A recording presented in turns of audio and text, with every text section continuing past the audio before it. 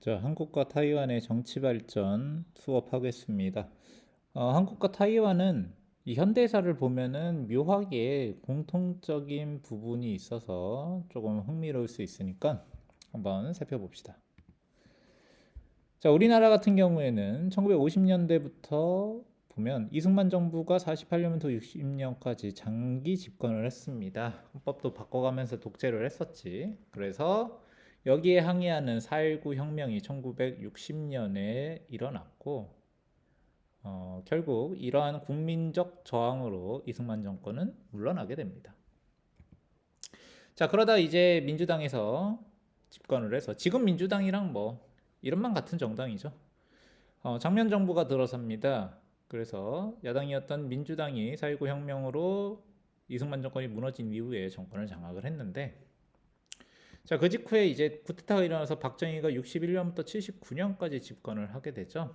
그래서 이 쿠데타를 5.16 군사정변이라고 부르고, 61년 5월에 일어난 이 군사정변으로 박정희가 집권을 하고 정부 주도의 경제 성장을 추진합니다. 자, 그러다가 박정희가 초반에는 대통령 선거 나가서 국민의 표를 얻어서 당선이 됐는데, 이제 72년이 되면 10월 유신이라는 거를 추진해서 영구 집권을 노렸던 박정희가 대통령 선거를 이제 직접 선거가 아닌 간선제로 바꾸고 대통령의 연임 제한을 폐지하게 됩니다. 그래서 자기 죽을 때까지 연임하면서 대통령 하겠다라는 거지.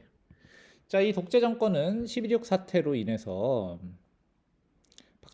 박정희 대통령이 신복이었던 김재규에게 피살되면서 유신 체제가 막을 내리게 됩니다.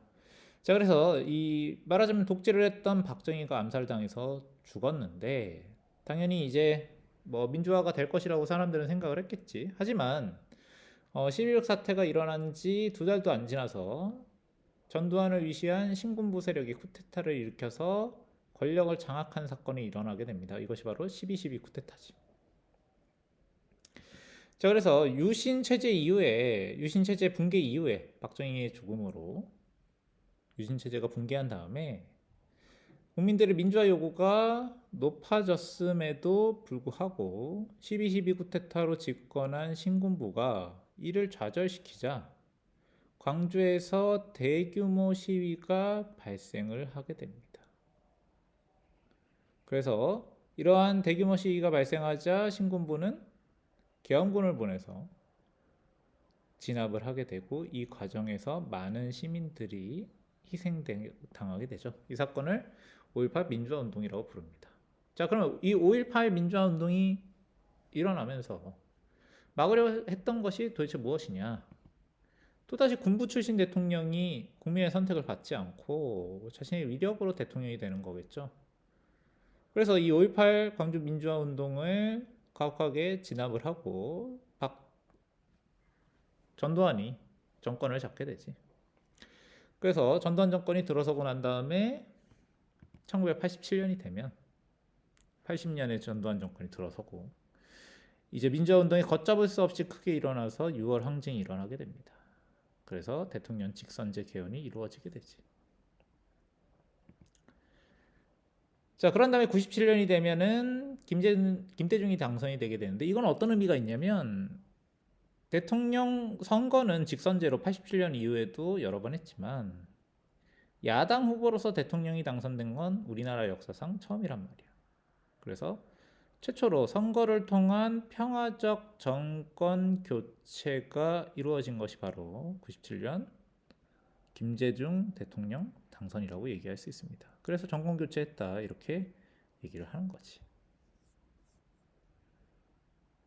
자, 이 정권 교체 이야기에 대해서 좀 더 얘기를 하자면, 이제 87년에 대통령 직선제가 되고 전두환이 물러났죠. 하지만 그렇게 열린 직선제 선거에서 정권 교체가 된 건 아니에요. 왜냐하면 전두환이 속한 당에서 나온 이 노태우가 대통령이 됐기 때문에, 이분은 이제 최근에 돌아가셨죠. 정권 교체가 됐다고 얘기할 수 없었고, 92년 대선에서도 역시 그 당에서 나온 김영삼이 대통령이 됐기 때문에 여당 쪽에서 계속 승리를 했단 말이지.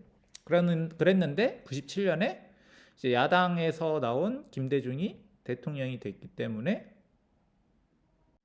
정권 교체가 됐다라고 얘기할 수 있겠죠. 뭐 지금의 상황에 대입을 해보자면 만약에 내년에 있을 대선에서 이 더불어민주당 후보로 나온 이재명이 대통령이 된다면 정권 교체라고 얘기하지 않겠죠. 정권이 다시 재창출됐다고 얘기하고, 자, 만약에 이 국민의힘 뭐 이 중에 지금 현 시점에서 누가 후보가 될지 모르지만 이 네 사람 중에 한 명이 대통령 후보로 나서서 대통령이 된다면 그건 정권 교체라고 얘기할 수 있겠죠.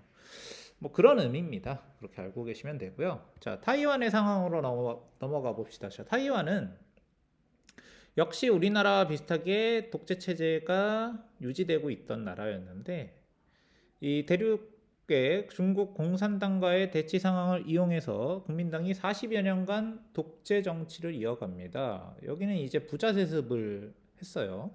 장제스와 그의 아들인 장진거가 권력을 유지했는데 여기 보면 알겠지만 뭐 간선제 선거를 했을 거야. 득표율을 보면 아주 훌륭한 독재 정권이죠. 뭐 총통 선거 하면은 득표율이 뭐 90% 이상은 기본으로 나오니까 이렇게 오랜 기간 동안 독재를 이제 유지를 하게 됐는데, 자, 이 독재 정권이 깨진 건 언제냐? 자, 87년 우리나라 비슷한 시기입니다. 87년 우리나라 6월 항쟁이 있었듯이 타이완에서는 7월에 1949년 이래에 국민당 일당 독재를 유지하기 위해서 선포되고 유지됐었던 계엄령이 해제가 되고 다른 정치 세력들의 정치 참여가 허용됐습니다. 자, 무슨 얘기야? 계엄령이 발효가 됐던 그 시점에서는 국민당 이외에 다른 정치 세력들이 정치에 참여하는 것이 매우 제한적이었다라는 거지. 근데 이것이 계엄령이 해제가 됐다라는 겁니다. 그렇죠? 자, 이 대만의 계엄령을 해제한 사람은 장제스의 아들이었던 장진거, 이 사람도 이제 계속 이제 독재 정권을 유지해 왔지만 말년에 이 계엄령을 해제를 했단 말이에요. 자, 그러다가 이제 2000년에 국민당이 아닌 민주진보당이라는 다른 정당에서 이제 총통 선거에 나온 사람인 천수이벤이 당선이 되면서 중화민국 역사상, 그러니까 타이완이겠죠. 중화민국 역사상 최초로 민주적 평화적 정권 교체가 이루어졌습니다. 마치 우리나라에서 97년에 김대중이 정권 교체를 했듯이 대만에서는 2000년에 천수이벤이 정권 교체를 했다라는 거죠. 국민당의 장기 집권도 여기서 끝난 겁니다. 자, 그 이후에 국민당과 민진당은 선거를 통한 경쟁으로 정권 교체를 반복했습니다.